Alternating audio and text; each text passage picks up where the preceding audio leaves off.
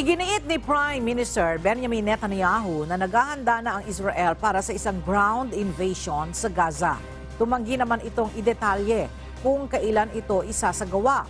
Batay naman kay US President Joe Biden, hindi na makababalik sa status quo ang ugnayan ng pagitan ng Israelis at Palestinians.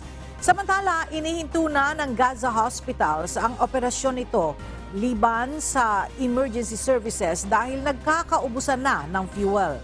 Hinaharang din ng Israel na makarating sa Gaza ang fuel supply at inaakusahan ng Hamas ng stockpiling nito. Batay sa Health Ministry sa Gaza, halos 6,500 na mga tao na ang nasawi simula ng ilunsad ng Israel ang pambobomba sa Gaza.